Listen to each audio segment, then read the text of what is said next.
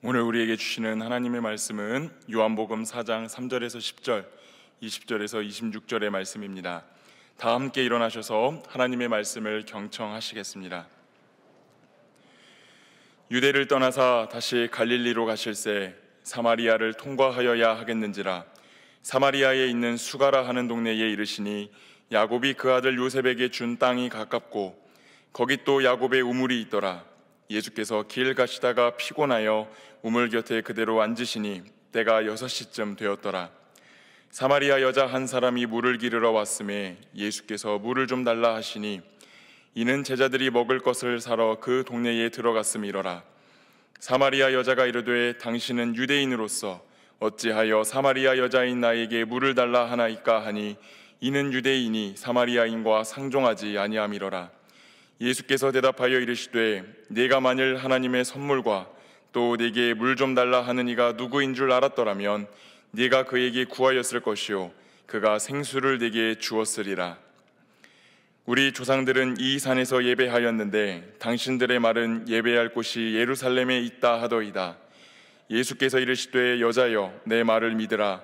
이 산에서도 말고 예루살렘에서도 말고 너희가 아버지께 예배할 때가 이르리라. 너희는 알지 못하는 것을 예배하고 우리는 아는 것을 예배하노니 이는 구원이 유대인에게서 남이라.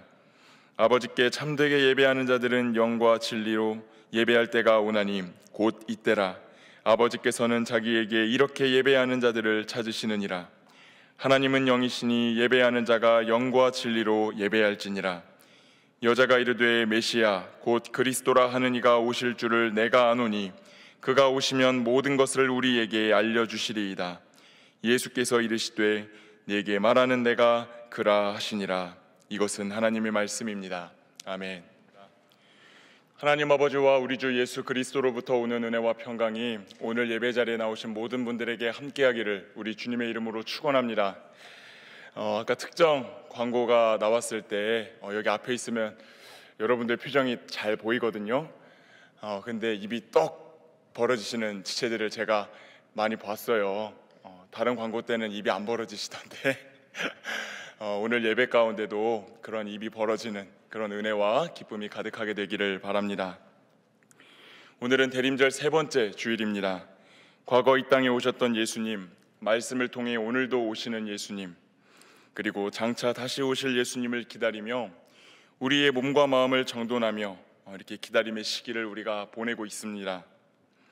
제 뒤에는 이제 대림절을 기념하는 촛불이 켜져 있는데 오늘 대림절 세 번째 촛불이 켜졌습니다. 다음 주 예배를 통해 네 번째 촛불이 켜지게 되면 머지않아 우리는 성탄의 아침을 맞이하게 될 것입니다. 그때까지 계속하여 몸과 마음을 잘 정돈하여서 성탄의 그리스도로 오시는 주님을 기쁨 가운데 기다리시는 그리스도의 청년들이 되시기를 축복합니다. 2주 전 대림절을 시작하며 여러분과 두 번의 말씀을 나누었습니다. 기다림의 자세는 어떠해야 하는가에 대해 나누었고 그 기다림의 시간을 무엇으로 채워야 하는가에 대해 이야기를 나누었습니다. 오늘은 우리의 기다림의 대상인 예수 그리스도가 어떤 분이신지에 대해 나누고 그분을 예배하는 우리의 모습이 어떠해야 하는가에 대해 우리의 예배를 돌아보는 말씀을 나누고자 합니다. 먼저 요한복음이 어떤 책인지를 간단히 보도록 하겠습니다. 요한복음의 중심 주제는 예수님은 누구신가입니다. 한번 따라해 보겠습니다. 예수님은 누구신가? 당시 요한복음을 읽게 되는 대중들은 유대인과 이방인들이었습니다. 그런데 이 요한복음은 이 두 집단에게 모두 예수님만이 유일한 구원자가 되신다라고 하는 것을 제시합니다. 다 함께 요한복음 1장 1절 말씀을 읽어보도록 하겠습니다. 태초에 말씀이 계시니라. 이 말씀이 하나님과 함께 계셨으니 이 말씀은 곧 하나님이시니라. 아멘. 요한복음 1장 1절은 우리에게 매우 익숙한 구절로 시작합니다. 태초에 말씀이 있었다. 유대인들은 이 말씀을 보자마자 태초에 하나님이 천지를 창조하셨다라는 그 창세기 1장 1절의 말씀을 떠올렸을 것입니다. 하나님께서 세상을 창조하실 때 말씀으로 창조하셨는데 요한복음은 이 말씀이 곧 하나님이라고 언급합니다. 이후 말씀이 육신을 입고 이 땅에 오신 존재가 바로 예수님이시며, 예수님은 하나님과 동일한 존재다라고 말하고 있습니다. 이 예수님은 기존의 유대교, 또 유대교에서 지켜지는 율법 등을 대체하고 능가하시는 분이십니다. 그래서 유대교에서 제시한 부분적인 구원 대신 완전한 구원을 주시는 분이 예수님임을 드러냅니다. 그래서 이스라엘인들이 익숙히 알고 있는 모세, 아브라함, 야곱 등 신앙의 인물들을 언급하고 그들보다 뛰어나신 분이 예수님이시다라는 논증을 자주 사용합니다. 더 나아가 당시 유대를 지배하고 있던 로마라는 나라는 헬라 철학의 영향을 받아서 이 세상을 이분법으로 바라보는 것을 익숙하게 여기는 나라였습니다.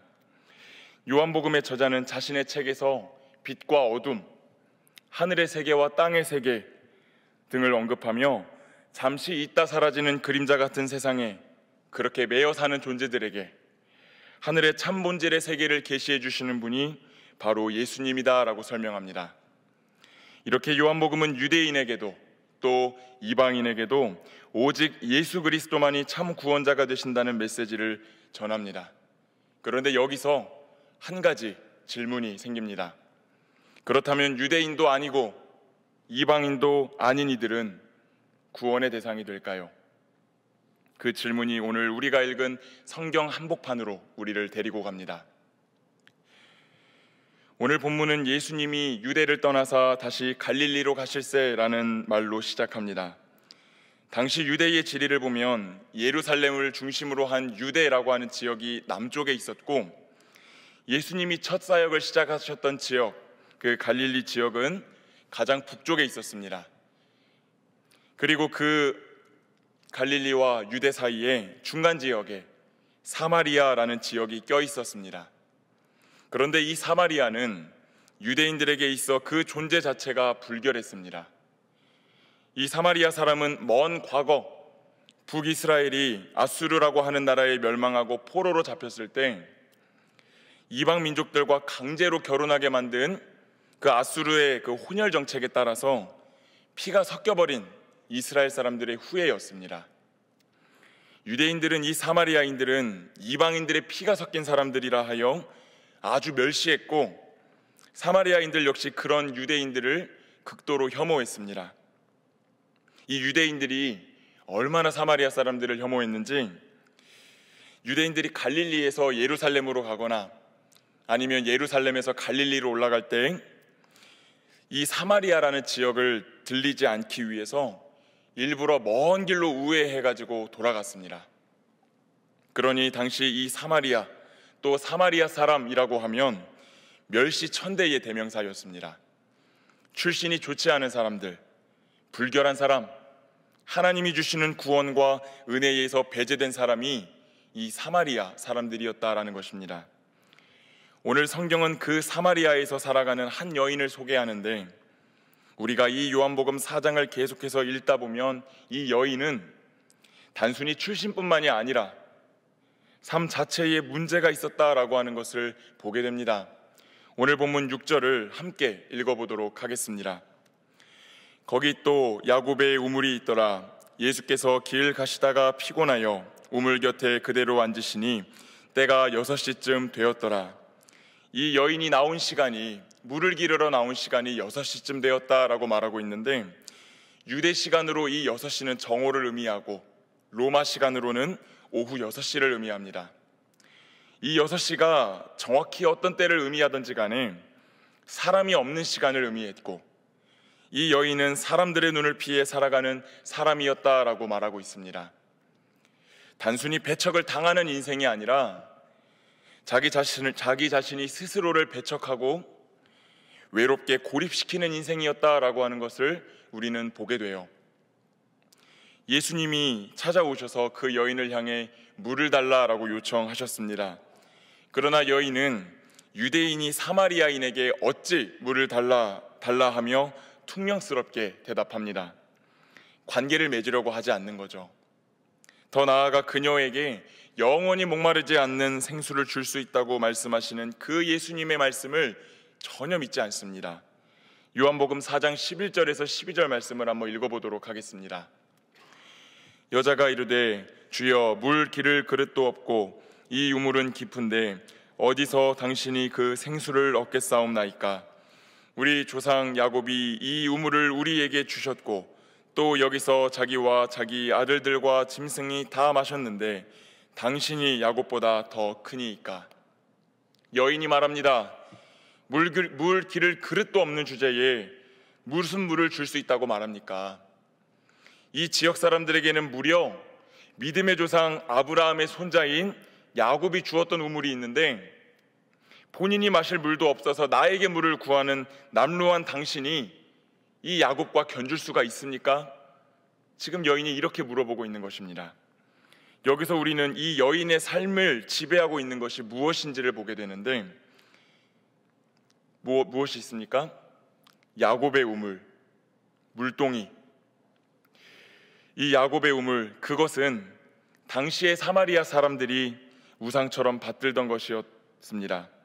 과거부터 떠받들어 왔던 것, 마치 그들에게 있어 신처럼 굳어진 것, 다른 사람들이 다 떠받들고 있으니 당신도 떠받들라 유혹하는 것, 그런 것이라고 이 야곱의 우물을 볼 수 있겠습니다. 또 이 여인이 들고 있던 물동이는 날 살게 해준다라고 느끼게 하는 어떤 것입니다. 이것만 있으면 적어도 살아갈 수 있다고 여기게끔 하는 것, 이걸 가지고 무언가를 하면 굶을 일을 없다고 생각하며 붙들고 있는 모든 것을 의미합니다. 즉 이 여인은 헛된 전통과 미신, 우상을 붙들고 살아가는 사람이었다라는 것이지요. 그뿐만이 아닙니다. 이 여인은 또 다른 치명적인 약점을 하나 더 가지고 있었습니다. 다 함께 요한복음 4장 16절에서 18절까지의 말씀을 읽겠습니다. 이르시되 가서 네 남편을 불러오라. 여자가 대답하여 이르되 나는 남편이 없나이다. 예수께서 이르시되 네가 남편이 없다 하는 말이 옳도다. 너에게 남편 5이 있었고 지금 있는 자도 네 남편이 아니니 네 말이 참되도다.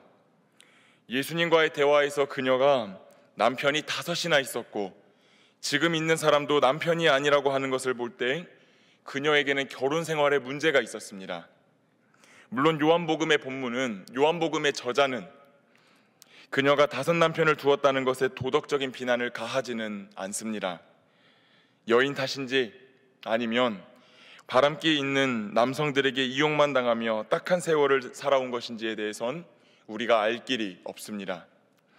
그 어떤 것도 정확하게 알 수는 없지만 한 가지 분명한 것은 그 여인이 자기 처지를 밝히는 것을 꺼릴 만한 상황이 그 여인에게 있었다라고 하는 것입니다. 그녀는 자신의 삶에 대해 어떤 것으로도 만족할 수 없었던 것 같아요. 그래서 이 사람을 만나면, 혹은 저 사람을 만나면 내 처지가 좋아지고 행복해지지 않을까, 그래서 거듭해서 결혼 생활을 이어나갑니다. 그러나 성경은 이 사마리아 여인이 현재 합법적인 결혼 관계에 있지 않다고 언급하고 다른 사람들의 시선을 피해 우물가로 온 것을 언급합니다. 그녀에게는 고질적으로 해결하지 못하고 있는 죄의 문제, 또 불만족의 문제가 있었다라는 것입니다. 이렇듯 사마리아 여인은 어떻게 정의할 수가 있겠습니까? 그 삶이 우상과 죄로 망가진 여인, 회복이 불가능해 보이는 여인이었다라고 하는 것을 보게 되지요. 그녀는 망가진 자신의 삶이 보여지는 게 너무 싫어서 아무도 없는 자신만의 동굴로 계속해서 숨어 들어가는 인생을 살았던 사람입니다.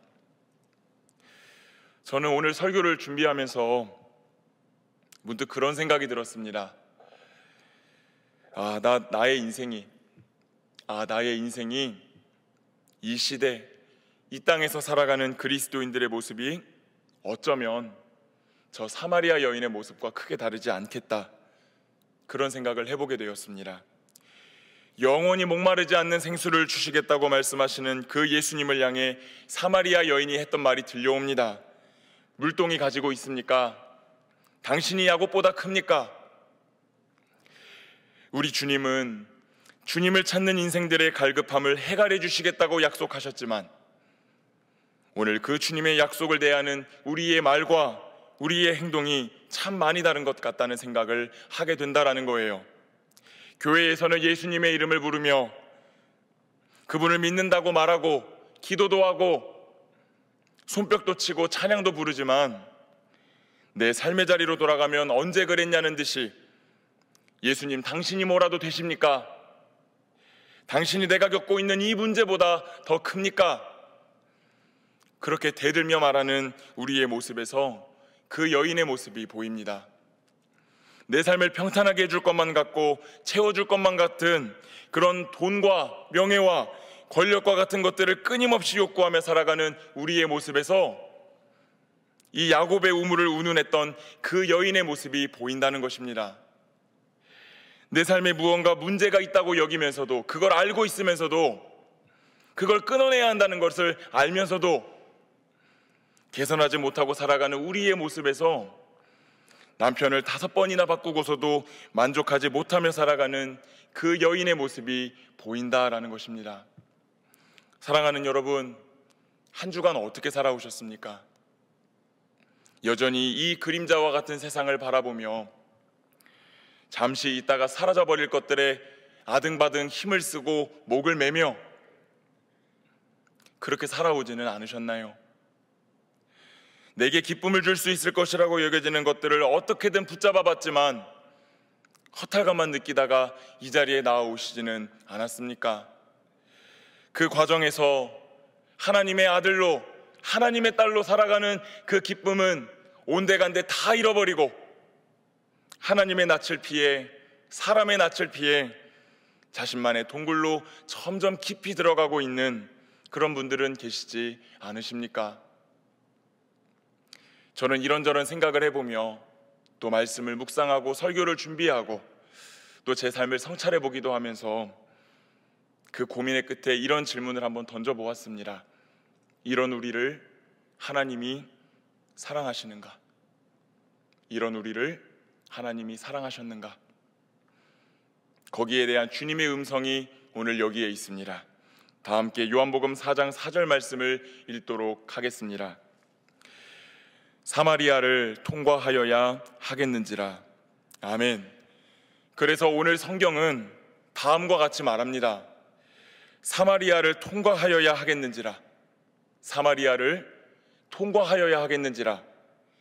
이 헬라어 원문을 직역하면 사마리아를 반드시 통과하셔야 했다라는 뜻이 됩니다. 여러분, 제가 앞서 설교에서 무엇이라 말씀드렸습니까? 이 유대인들이 사마리아를 경유해서 여행을 했다고 했습니까? 그렇지 않았다고 했습니까? 그렇지 않았다고 말씀드렸습니다. 이 유대인들은 사마리아인들을 멸시했고요, 그 땅에 발도 디디려고 하지 않았습니다. 먼 길을 우회하여 돌았고, 왜 저런 존재들이, 왜 저런 것들이 저기에 있어가지고 내 여행길을 이렇게 피곤하게 하는 것인가라고 저주하며 그 사마리아를 우회해서 돌아갔다라고 하는 거예요. 그러나 예수님은, 그러나 우리의 주님은 그 사마리아, 그 비참하게 살아가는 한 여인을 만나주시기 위해 사마리아에 반드시 가셔야겠다고 생각하셨고 그 발걸음을 멸시천대받는 지역으로 옮기셨다라고 말씀하고 있습니다. 성경은 이런 하나님의 사랑을 다음과 같이 말합니다. 다 함께 요한일서 4장 19절의 말씀을 읽겠습니다. 우리가 사랑함은 그가 먼저 우리를 사랑하셨습니다. 믿으십니까, 여러분? 여러분 정말로 믿으세요? 이렇듯 성경은 우리를 포기치 않으시는 하나님의 사랑이 사마리아 여인과 같은 삶을 살아가는 우리를 찾아오신 그 예수 그리스도 안에서 발견되었다고 증언합니다. 예수님은 말씀을 나누지 않아도 알고 계셨겠지요. 이 여인이 얼마나 많은 문제를 가지고 있는지, 얼마나 잘못된 삶을 살고 있는지, 얼마나 문제가 충만한 삶을 살고 있는지 이 예수님은 말을 하지 않아도, 대화를 나눠보지 않아도 다 알고 계셨을 거예요. 그러나 그 여인을 비난하거나 정죄하지 않으셨습니다. 너 인생에 참 문제가 많구나, 얼른 회개하고 나를 믿어라 라고 말씀하지 않으시고 오히려 물 좀 달라는 부탁의 말씀을 하십니다. 그렇게 그 여인이 소중하다고 생각하는 그 가치에 대해 언급하며 그 여인에게 대화를 거시고 그 눈높이를 맞추어 주십니다. 대화하기 위해 예수님이 이 사마리아에 오셨어요. 아니나 다를까 머자나 예수님은 유대인 남자가 왜 나한테 말을 거냐는 그 퉁명스러운 대답, 당신이 뭐라도 되냐라는 버릇없는 그 사마리아 여인의 대답에 직면하십니다. 그러나 예수님은 포기하지 않으시고 그 여인에게 내가 너에게 영원한 생수를 줄 수 있다라고 거듭해서 말씀하십니다. 여인은 말은 이렇게 했지만 그 물이 갖고 싶었을까요? 아니면 덜 갖고 싶었을까요? 정말 너무 갖고 싶었습니다. 그래서 예수님에게 이렇게 말합니다. 줄 수 있으면 줘보시라고.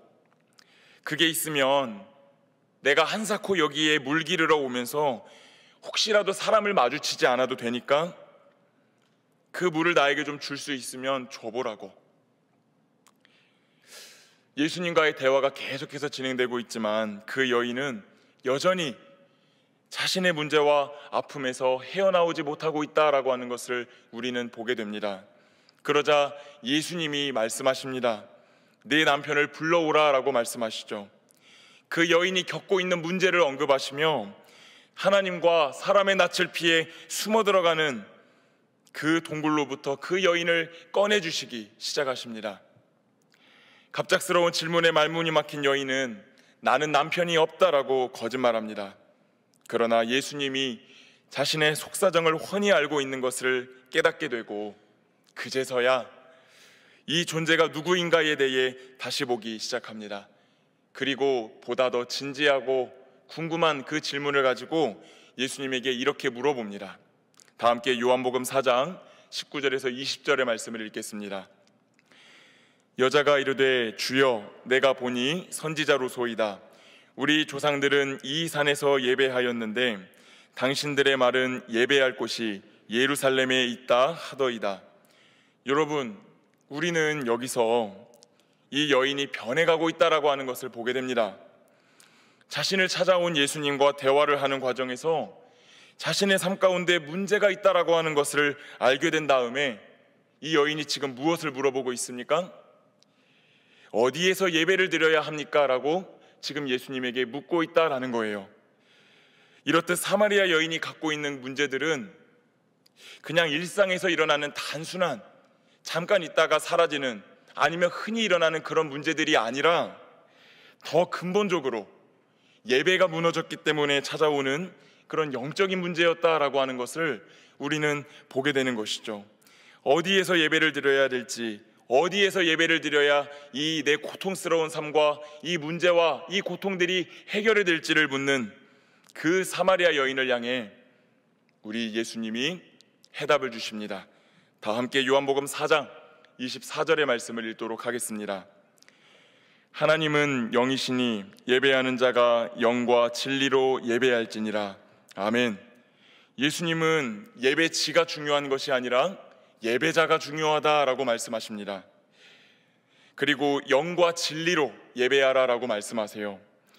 근데 여러분, 우리가 여기서 정말 오해하기가 정말 쉬운 구절인데, 여러분, 우리가 기도할 때 흔히 그런 말들 많이 들어보지요. 신령과 진정으로 예배드리게 해달라. 여러분 많이 들어보셨죠? 그 번역이 이 구절에서 나온 건데, 이 구절에서 영과 진리라는 단어를 개역 한글 성경에서는 신령과 진정이라는 말로 번역해가지고 우리는 이 말을 들으면 우리의 목청을 높여가지고 찬양을 해야 되고 내 감정을 극도로 끌어올려가지고 고양시켜서 춤을 추고 뜨겁게 예배하라라는 의미로 받아들이기가 쉽습니다. 그러나 요한복음에서 이 말하는 영은 성령을 의미합니다. 성령 하나님. 그리고 진리는 예수님을 의미하지요. 요한복음에서 예수님이 무엇이라 말씀하셨습니까? 내가 길이요 진리요 생명이니 라고 말씀하셨습니다. 그러니 영과 진리로 예배를 드리라라고 하는 것은 내 어떤 뜻과 내 어떤 의지를 가지고 내 목소리를 높이고 기도하면서 하나님께 나아가는 것, 그거 중요하지만 그걸 더 넘어서서 참 성전이 되어주시는, 진리이신 예수님 안에서 그분이 보내주시는 성령을 의지하여 예배를 드려야 된다라고 말씀하고 계시는 것입니다. 다른 어떤 것이 아니라 예수님의 이름을 부르며 그분의 은혜를 간구하는 모든 자리가 예배의 자리가 된다고 우리 주님이 말씀하시는 것이지요. 사랑하는 여러분, 오늘 본문을 한번 유심히 보시면 이 여인이, 예수님과 대화하고 있는 사마리아 여인이 이미 예배하고 있구나라고 하는 것을 우리는 보게 됩니다. 아무런 소망도 아무런 희망도 없이 살아가는 자신을 향해 찾아오신 예수님 앞에서 때론 불평을, 때론 질문을 털어놓습니다. 그럼에도 나와 눈을 맞추시고 너에게 필요한 것을 줄 수 있다고 말씀하시는 예수님 앞에서 그것을 달라고 간구합니다.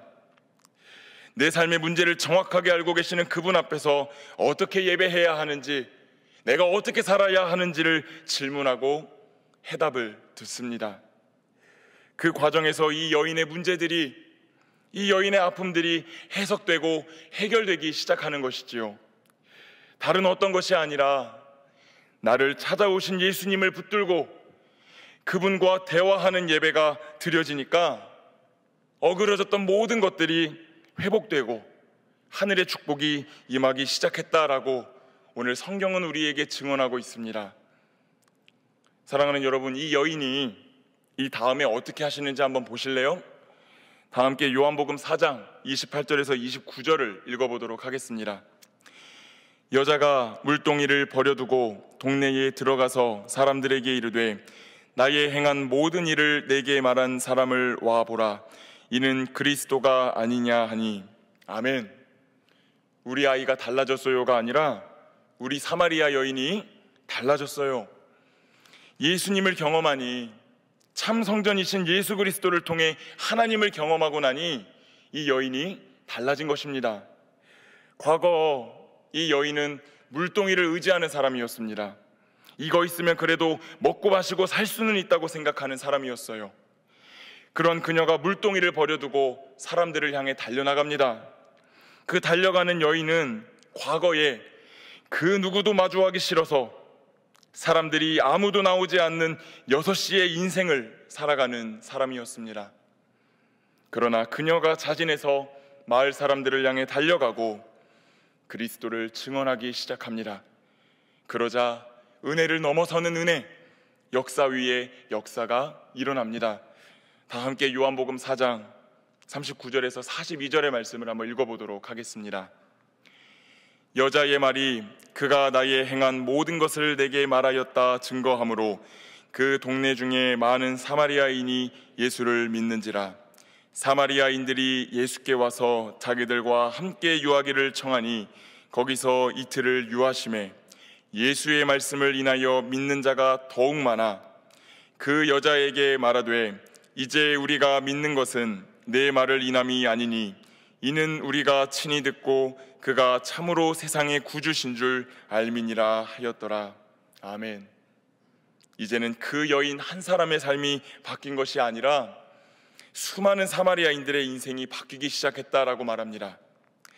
이제 사마리아 여인은 모욕과 수치를 안고 살아가는 인생이 아니라 예수 그리스도를 증거해준 귀한 선물과도 같은 인생을 살아가게 되었습니다. 사랑하는 여러분, 이것이 바로 예수 그리스도를 통해 하나님을 예배하는 자들에게 주시는 하나님의 놀라운 은혜인 줄로 믿습니다. 사랑하는 여러분, 오늘 우리의 예배가 어떠해야 될까요?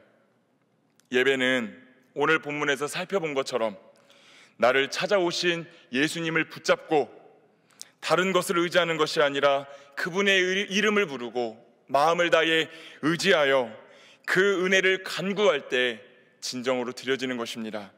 그것이 예배입니다. 그래서 예배라는 것은 교회 안에 있다라고 해서 드려지는 것도 아니고 교회 밖에 있다라고 해가지고 드릴 수 없는 것도 아닙니다. 오늘 예배하기 위해 모여있는 여러분 중에는 뜨겁고 은혜로운 그 찬양의 의지에서 예배의 자리에 나온 분들도 계시겠지요. 그것을 힘입어 예배를 드리고 계신 분들도 계실 것입니다. 그것이 잘못되었다라고 말씀드리지는 않습니다. 그러나 사랑하는 여러분, 저를 용서하고 들으십시오. 교회에 왔다고 해서 그 찬양에 의지하여서 내가 목청을 높여서 통성으로 기도한다고 하여서 내가 예배를 드렸다 생각한다면 그건 곤란합니다. 내가 입으로 찬양을 부르고 기도 시간이 되어서 기도를 하고 말씀이 그냥 선포되니까 그냥 듣고 내가 시간 되어서 섬김의 자리에도 가가지고 섬김 좀 하다가 그렇게 돌아간다고 해서 그게 자동적으로 예배가 드려지는 것이 아닙니다.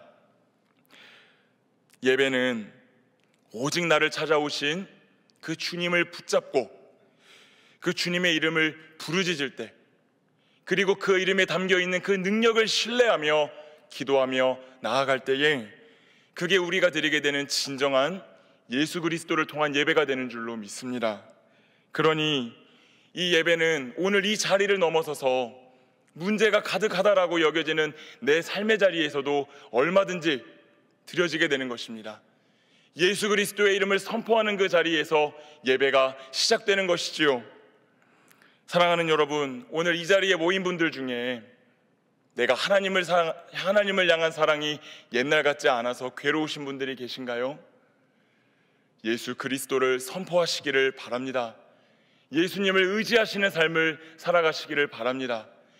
오늘 내가 하나님 앞에 끊어내야 되는 것들이 있지만 여전히 끊어내지 못해가지고 죄책감 가운데 살아오신 분들이 계십니까?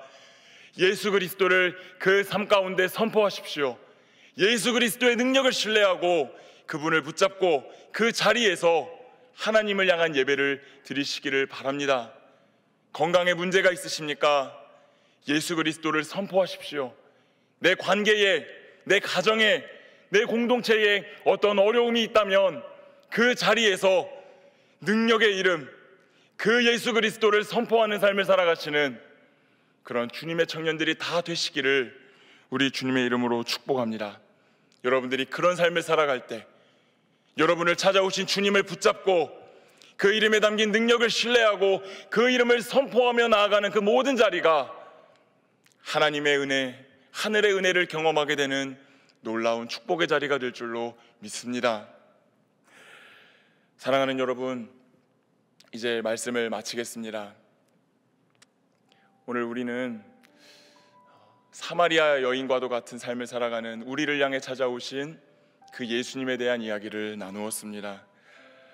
근데 우리가 살아가다 보면 그런 것 같아요. 이 사랑이 그냥 너무 당연한 것 같아요. 그래서 아무런 감격도 없고 아무런 기쁨도 없고 감동도 없고 그래서 그저 그냥 예배당 문만 밟았다가 나가는 그런 예배를 드린 지가 오래인 것 같다라는 생각을 문득 하게 되었습니다. 근데 여러분 그거 아세요? 오늘 그런 삶을 살아가는 여러분들을 찾아오신 예수님께서 느끼셨던 감정도 여러분과 다르지 않아요.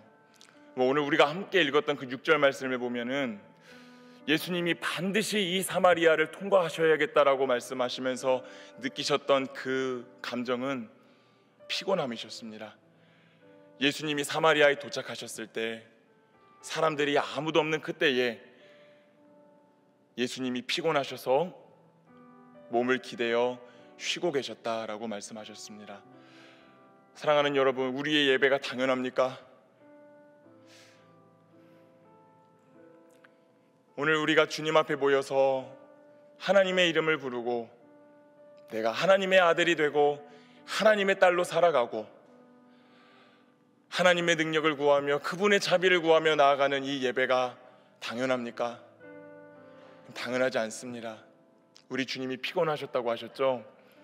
우리가 오늘 하나님 앞에서 예배드릴 수 있는 이유는 무엇이냐면 너무 피곤함에도 불구하고 너무 지쳤음에도 불구하고 우리를 너무 사랑하셔가지고 그 사마리아까지 찾아오심으로 자신의 안식을 포기하시고 우리에게 영원한 안식을 주신 예수 그리스도로 말미암아 가능하게 된 것이 오늘 저와 여러분이 드리고 있는 이 예배인 줄로 믿습니다. 사랑하는 여러분, 그래서 권면을 드립니다. 예배의 기쁨을 회복하시는 분들이 되시기를 바랍니다. 예배의 감격을 다시 회복하시는 여러분들이 되시기를 바라요. 어려울 때 괴로울 때, 힘이 들 때 때로는 정말 이 예배하기가 어려울 수도 있지만, 그럼에도 불구하고 내가 오늘 하나님께 예배할 수 있는 게 감사하고, 내가 오늘 예수님을 통하여 주님께 나아갈 수 있는 게 너무 은혜이고, 그분의 도우심을 늘 받으며 늘 구하며 살아갈 수 있다고 하는 그 은혜의 감격이 오늘 여러분들에게 회복이 되시기를 바랍니다. 사랑하는 여러분, 오늘 예수님은 여러분의 이 예배가 회복되기를 원하고 계세요.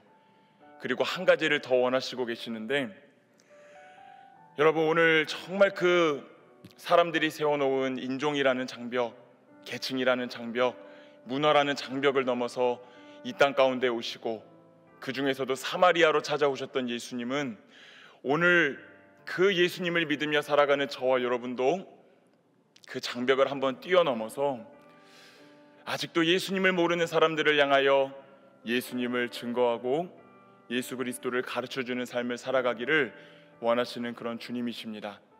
우리 주님이 사마리아에 먼저 찾아오셨던 것처럼요. 그러니 사랑하는 여러분, 질문으로 오늘 설교를 좀 마치고 싶습니다. 오늘 여러분이 찾아가야 할 사마리아는 어디입니까? 오늘 여러분이 만나 주어야 할 그 사마리아 여인은 누구인가요? 바라기는 때로는 힘들고 때로는 벅차더라도 오늘 나를 먼저 찾아오심으로 나의 삶 가운데 영원한 구원과 생명을 허락하여 주신 그 주님의 은혜를 늘 감사하고, 이제는 여러분의 시간과 또 마음을 내어서 그 예수님을 닮아 여러분을 필요로 하고 있는 그 사마리아, 여러분을 간절히 찾고 있는 그 사마리아 여인을 향해 한 걸음 다가갈 수 있는 그런 복된 그리스도의 청년들이 모두 되시기를 우리 주님의 이름으로 축원합니다. 함께 기도하겠습니다. 사랑과 은혜가 많으신 아버지 하나님, 감사를 드립니다. 오늘 우리는 그저 왔다가 그저 가는 예배인 줄 알았는데, 오늘 우리의 예배가 전혀 당연하지 않고 우리를 위하여 당신의 안식을 포기하시고 찾아오신 그분으로 말미암아 드려질 수 있는 것이 예배라는 것을 배웠습니다. 주님, 우리가 이 예배의 기쁨과 감격을 회복하게 하여 주시기를 원합니다. 한 번 더 영과 진리로 참 성전이 되어주신 예수 그리스도를 의지하여 하나님 앞에 나아가기를 원합니다. 교회 안에서 예배를 드릴 때, 교회 밖에서 때로는 어려운 삶을 살아갈 때에도 예수 그리스도의 이름을 선포하며 그 이름에 담긴 능력을 신뢰하며 그렇게 예수님을 통해 하나님을 붙잡는 거룩한 예배를 나날이 드리며 살아가는 복된 그리스도의 청년들이 될 수 있도록 인도하여 주시옵소서. 감사드리며 사랑이 많으신 예수 그리스도의 이름으로 기도드립니다. 아멘.